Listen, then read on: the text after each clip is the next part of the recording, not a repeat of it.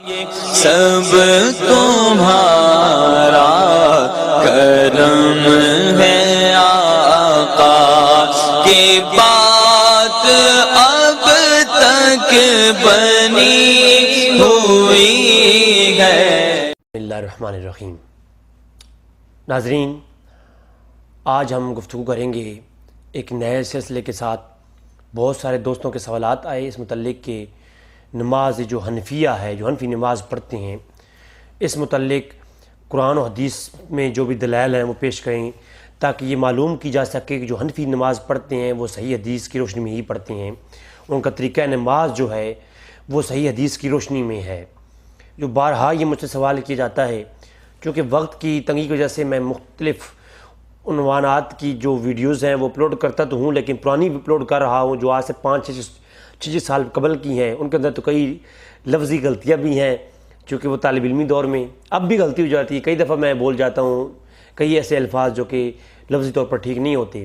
بہرحال طالب علم ہوں، بہت ساری چیزیں سیکھ رہا ہوں ابھی، تو بہت سارے سوالات کی جاتے ہیں یہ نماز حنفیہ کے متعلق۔ بھائیوں نے سوال کیا کہ یہ حنفی نماز ثابت ہے حدیثوں سے کہ نہیں۔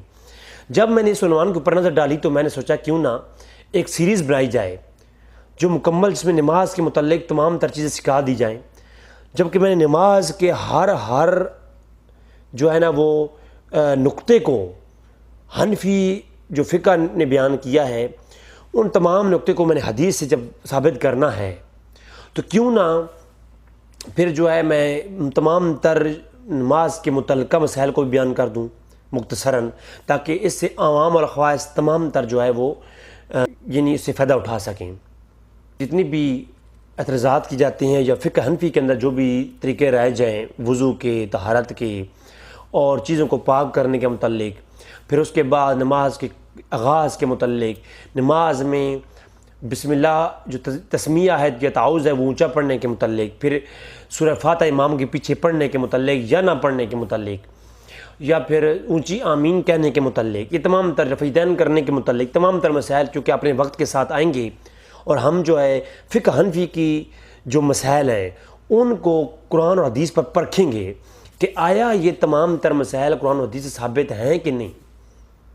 تو پھر انشاءاللہ تبارک تعالیٰ معلوم ہو جائے گا کہ جو لوگ ایک بناوٹی اعتراض کرتے ہیں کہ حنفیہ کی نماز تو حدیث سے ثابت ہی نہیں ہے، تو اس سے وہ تمام تر مسائل بیان کرنے سے قبل چونکہ نماز کے لیے شرط ہے طہارت، تھوڑا سا طہارت کے متعلق بیان کروں گا۔ بیسیکلی جو ہم ورڈز یوز کرتے ہیں اور آج کے جدید دور کے اندر طہارت کے متعلق ایسے کئی مسائل ہیں، ان کو ہم انشاءاللہ تبارک تعالیٰ میں آج بیان کروں گا۔ پھر ہم نماز طرف چلیں گے اگلی ایپیسوڈ کے اندر، اور پھر ہم نماز کے ان تمام تر مسائل کو مختلف ایپیسوڈ میں ڈیوائیڈ کر کے ہم بیان کریں گے انشاءاللہ تبارک تعالیٰ۔ سب سے پہلے تو ایک ورڈز استعمال ہوتا ہے طہارت، یہ نماز کے لیے شرط ہے۔ یہ طہارت کا ہونا نماز کے لیے شرط ہے۔ طہارت ورڈز جو ہم استعمال کرتے ہیں اس کا فلسفہ کیا ہے، طہارت ہے کیا چیز،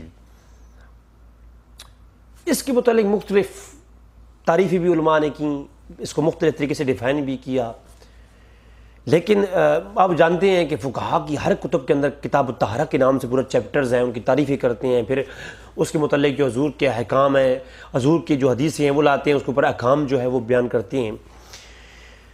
میں اس کو مختصراً آپ کو آسان سے لفظوں میں بتاؤں گا کہ طہارت کا ورڈز کس معنی میں استعمال ہوتا ہے۔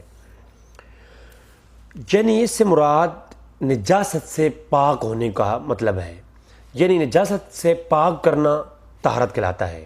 کسی چیز کی طہارت سے مراد اس چیز کو کسی نجاست سے، چاہے وہ ظاہری ہو یا باطنی ہو، اس سے اس کو، اس ناپاکی کو، نجاست کو اس چیز سے دور کرنا طہارت کہلاتا ہے۔ ٹھیک ہے، اب طہارت کی دو بڑی قسمیں ہیں جن کو ہم عام طور پر سمجھتے ہیں کہ طہارت صغریٰ اور طہارت کبریٰ۔ یعنی طہارت صغریٰ سے مراد وضو کر لینا، یہ طہارت صغریٰ شریعت میں روح سے بات کر رہا ہوں، شریعت کی روح سے، دین اسلام کے اندر، مذہب اسلام میں طہارت سے مراد کیا ہے، اپنے آپ سے نجاست کو دور کرنا طہارت کہلاتا ہے۔ اس کی دو قسمیں ہیں، صغریٰ اور کبریٰ۔ طہارت صغریٰ سے مراد وضو کرنا اور طہارت کبریٰ سے مراد غسل کرنا۔ اور اسی اب دوسرا کوشچن یہ بنتا ہے کہ جب طہارت نجاست کے دور کرنے کو کہتے ہیں تو نجاست کیا چیز ہے؟ اب اس کا فلسفہ کیا ہے؟ آسان لفظوں میں لغت کی روح سے ہر گندگی نجاست کہلاتی ہے. ہر گندگی جو ظاہری ہو یا باطنی ہو، وہ آگے ظاہری اور باطنی کا مفہوم میں بیان کروں گا کہ ہم اسلام میں یا وضو کے معاملے میں یا طہارت کے معاملے میں کس کس چیز کو لیتے ہیں. اب نجاست جو ہے لغت کی روح سے ہر گندگی نجاست کہلاتی ہے، وہ چاہے کسی قسم کی بھی ہو، اور وہ چاہے ظاہری ہو یا باطنی ہو. جیسے کہ خون ہو گیا، پیشاب ہو گیا، یا گناہ ہو گئے، اس طرح کی. اب گناہ باطنی میں آ جاتے ہیں نجاست باطنیہ میں، اور جو پیشاب ہو گیا یا خون ہو گیا وہ نجاست ظاہریہ کے اندر حکم میں آ جاتا ہے. نجاست جو ہے یہ بھی دو قسم کی ہے، ایک نجاست حکمیہ ہوتی ہے اور ایک نجاست حقیقیہ ہوتی ہے. اب یہ میں کیوں بتا رہا ہوں؟ تاکہ آگے نماز میں جب کئی جگہوں پہ بات آئے گی کہ فلان چیز کے ہونے سے نماز ٹوٹ جاتی ہے اور فلان چیز کے نہ ہونے سے نماز ہو جاتی ہے، یا نہ ہونے سے یا ہونے سے نماز ہو جائے گی یا نہیں ہوگی، یہ سوال آئیں گے. تو جس نجاست حقیقیہ اور نجاست حکمیہ کو سمجھ آتی ہوگی نا، وہ سمجھ جائے گا آگے مسائل جتنے بھی آئیں گے. یہ اس لیے بیسک بتا رہا ہوں تاکہ آگے چل کے آسانی ہو سکے بتانے میں. نجاست حکمیہ کسے کہتے ہیں؟ اب کیونکہ جب نجاست کسی چیز پہ آ جاتی ہے، اس کو پاک کرنے کے لیے اس کی تمیز ہونا ضروری ہے کہ یہ جو نجاست میں پاک کر رہا ہوں، جس نجاست کو میں دور کر رہا ہوں کسی جسم سے، وہ نجاست کس قسم کی ہے؟ حکمیہ میں سے ہے یا حقیقیہ میں سے ہے؟ پھر اس کی آگے قسمیں ہیں، وہ غلیظیہ میں سے ہے یا خفیفیہ میں سے ہے؟ یہ آگے نجاست کی مزید دو قسمیں ہیں. اگر غلیظیہ میں سے ہے تو اس کا حکم دھونے کا کچھ اور ہے، اگر وہ خفیفیہ میں سے ہے پھر اس کے نجاست کو دور کرنے کا طریقہ کچھ اور ہے. اس لیے میں بتا رہا ہوں تاکہ آپ کو بدیع سے سمجھا جائے. نجاست حکمیہ کیا ہے اور اس کو دور کرنے کا طریقہ کار کیا ہے، یہ سمجھ لیں. نجاست حکمیہ یہ ہوتی ہے. نجاست حکمیہ کیا ہوتی ہے، یہ کوشچن سمجھنے کا ہے. نجاست حکمیہ وہ نجاست ہے، وہ گندگی ہے جو بظاہراً آپ کو نظر نہیں آتی، مگر شریعت اسلام نے اس سے پاک ہونے کو آپ کو حکم دیا ہے. یہ نجاست حکمیہ ہے. اسی کئی ایک مثالیں ہیں، میں آپ کو ایک مثال دے دیتا ہوں. فرض کریں انسان کی فطرتی ہوا خارج ہوتی ہے، تو جب ہوا خارج ہوتی ہے تو بظاہراً کوئی ایسی قباحت یا بظاہراً ایسی کوئی نجاست آپ کو نظر نہیں آتی، لیکن کیا ہے کہ شریعت نے کہا ہے کہ وضو کیا جائے، پھر نماز کے قریب جایا جائے، پہلے خود کو پاک کیا جائے، جبکہ ظاہری نجاست کوئی ایسی بھی نظر نہیں آ رہی.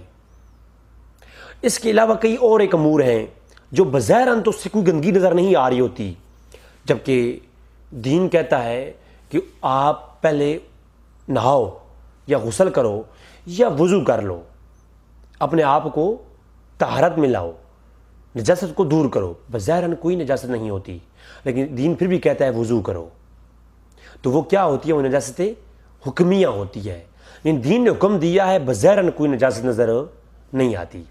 نجاست حقیقیہ یہ ہوتی ہے کہ وہ نجاست، وہ گندگی جو آپ کو بظاہر نظر آئے اور اسلام شریعت نے حقیقی طور پر اس سے منع کیا ہو دور ہونے کے لیے، اسلام نے اس سے منع فرمایا ہو، اسے پاک ہونا ضروری قرار دیا ہو، اور حالانکہ وہ بظاہر نظر بھی آتی ہو. مثلا اسے کپڑے بچانا بھی ضروری ہے، اور کپڑوں پہ وہ لگ جائے تو ہمیں نظر آتی ہو تو ہم نے کپڑوں کو دھونا ہے، صاف کرنا ہے. جس طرح کہ شراب ہو گیا، خون ہو گیا، منی ہو گئی، پیشاب ہو گیا، اس طرح کوئی چیز بھی ہو جو نجاست حقیقی ظاہری ہوتی ہے، جو ظاہری طور پر نظر آتی ہے، اور شریعت نے اسے پاک ہونا حکم دیا ہے. جانوروں کے مختلف جانوروں، حرام جانوروں کے پیشاب ہو گئے، وہ نجاست حقیقیہ ہیں جو حقیقی طور پر آپ کو نظر آتی ہیں اور ان کو پھر آپ صاف کرتے ہو. لہذا جو نجاست حقیقیہ ہے، پیشاب، خون، یا جو حقیقی طور پر نظر آنے والی، اس سے بھی اسلام نے بچنے کا بھی حکم دیا ہے اور اس سے اپنی حفاظت کرنے کا بھی حکم دیا ہے، اور اسے وہ لگ جائے تو اسے صاف کرنے کا بھی حکم دیا، ادروائز آپ کی نماز نہیں ہوگی. اب میں نے غلیظیہ اور خفیفیہ کا ذکر کیا. غلاظت یعنی نجاست، گندگی غلیظہ کون سی ہوتی ہے اور خفیفہ کون سی ہوتی ہے. اب خفیفہ اور غلیظہ کا بھی بڑا ایک اہم، یہ ہر بندے کو پتہ ہونا چاہیے. آج کل کے دور میں اس کا بہت زیادہ ایشو ہے. جو نجاست خفیفہ ہے یہ اور اس غلیظہ، ان دونوں کا اس دور کے اندر بہت زیادہ ایشو ہے. بہت لوگ سوال کر رہے ہوتے ہیں مجھے ڈاؤٹ ہے، اتنی سی جگہ پہ مجھے شک پڑا ہے کہ پیشاب کا قطرہ گرا ہے میرے کپڑے پر، تو کیا یہ نماز ہو جائے گی یا نہیں ہوگی. بعض کہتے ہیں جی مجھے یعنی پیشاب کے قطرے آتے ہیں، مجھے محسوس نہیں ہوتا چلتے پھرتے، تو اب آیا کہ میں نماز پڑھ سکتا ہوں یا نہیں پڑھ سکتا. تو اس دن تمام تر مسائل کا جواب جو اس بیسک، میں آپ کو بیسک لاء بتا رہا ہوں، جو بیسک لاء آپ کے ذہن میں ہوں گے آپ اپنے مائنڈ سے خود فیصلہ کر سکتے ہیں کہ آیا کہ میں نماز پڑھنے کے قابل ہوں یا نہیں، مجھے طہارت کی ضرورت ہے یا نہیں، میرے جسم پر جو لباس ہے اس کے ساتھ نجاست ہے یا نہیں. تو وہ تمام تر چیزیں. نجاست غلیظہ کیا ہوتی ہے؟ نجاست غلیظہ کیا ہوتی ہے؟ اب یہ توجہ کیجیے گا. نجاست غلیظہ وہ گندگی اور نجاست ہے جس کا حکم قرآن نے دیا ہو کہ یہ غلیظ ہے، اور قرآن نے بتایا ہو کہ یہ ناپاک ہے، اور قرآن اور حدیث میں اس کی صراحت موجود ہو کہ یہ چیز غلیظ، ناپاک، گندگی ہے، اس سے طہارت حاصل کرنا ہر حال میں لازم ہے، اور اس چیز کے پاک ہونے پر کوئی دلیل نہ ہو، اور اس چیز کے ناپاک ہونے کی جو دلیل ہے اس کے مخالفت میں کہ وہ پاک ہے اس پر بھی کوئی دلیل نہ ہو، کوئی ایک کرینہ بھی نہ ہو کہ یہ پاک بھی ہے، اس چیز میں کوئی پاکیزہ بھی کوئی نام ہے. یعنی قرآن کی نص سے صراحتاً جس چیز کی ناپاکیزہ ہے ثابت ہو جائے اسے اسے نجاست غلیظہ کہتے ہیں، غلاظت کہتی ہیں، گندگی کہتی ہیں، وہ غلیظہ کے زمرے میں آتی ہے. یہ ایک ٹرم ہے، غلیظہ ایک ٹرم ہے شریعت کی.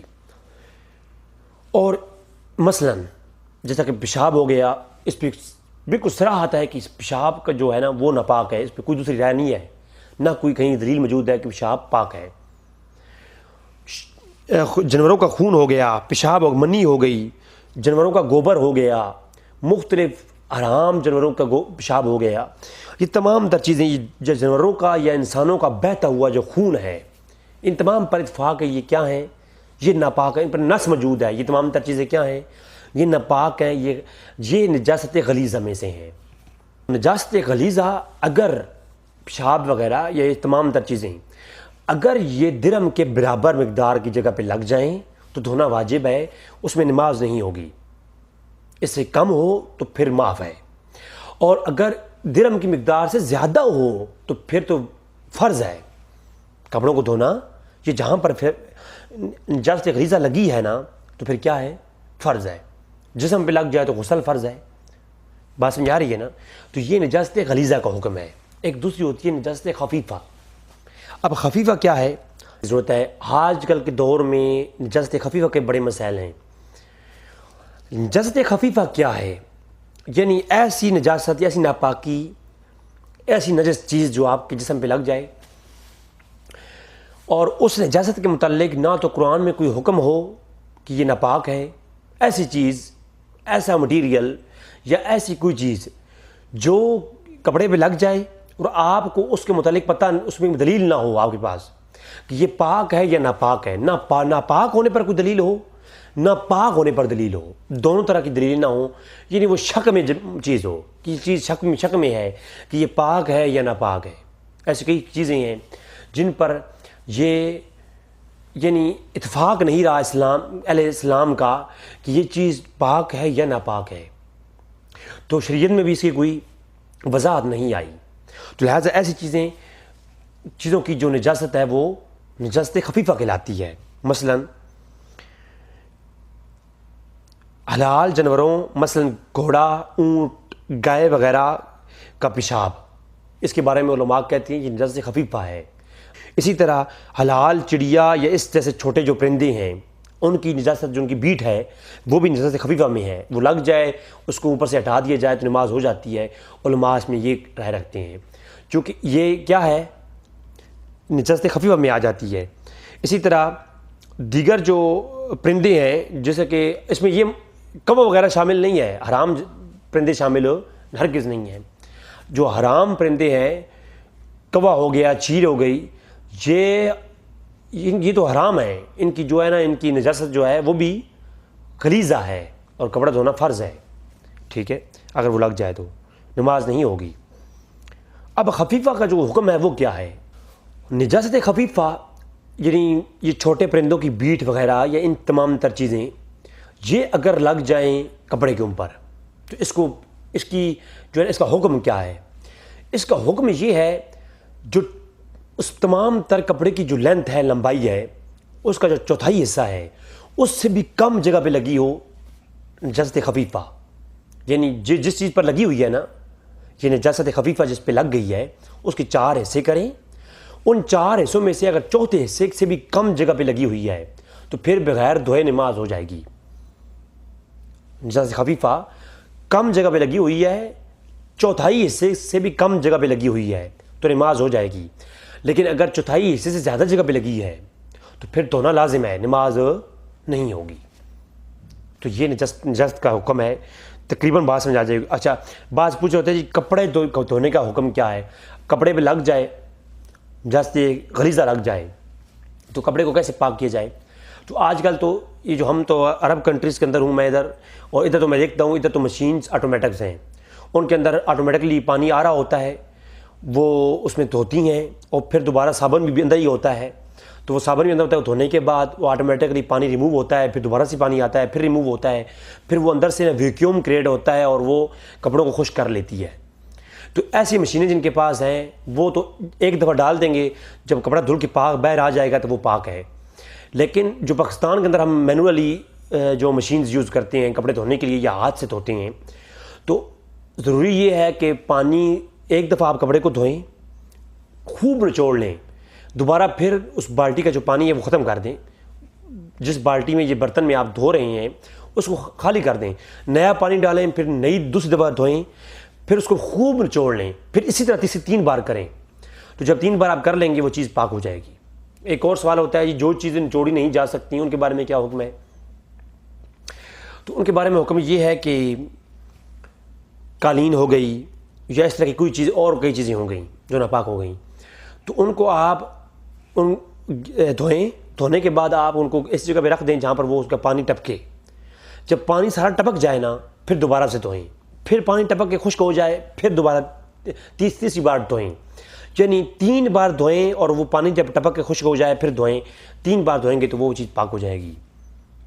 تو اس طرح سے جو ہے یہ چیز اکثر لوگ پوچھ رہے ہوتے ہیں، تو یہ بھی جو ہے نا میں آپ کو یہ بتا دوں۔ ایک اور سوال ہوتا ہے کہ بعض لوگ کہتے ہیں گھی یا تیل وغیرہ جو کچن کا ہوتا ہے اس کی یہ ناپاک ہو جائے لیٹ سپوز، تو اس کو آپ پاک کیسے کریں گی؟